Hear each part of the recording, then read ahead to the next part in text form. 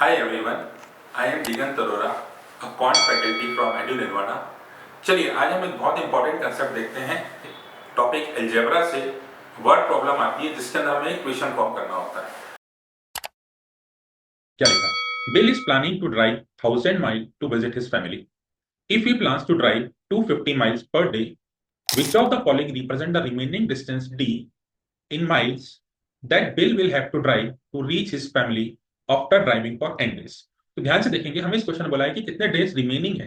D जो है हमारा नंबर ऑफ रिमेनिंग डेज है। तो हम देखें स्टार्टिंग में हमारे पास टोटल कितना डिस्टेंस था 1000 पर डे, वो कितना चल रहा है 250।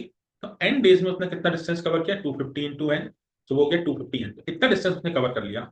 टोटल डिस्टेंस था 1000। तो डी क्या हमारे पास कितना डिस्टेंस बचा, तो डी हमारा रिमेनिंग डिस्टेंस कैसे निकालेंगे, 1000 में से जितना कवर कर लिया उसको माइनस कर देंगे।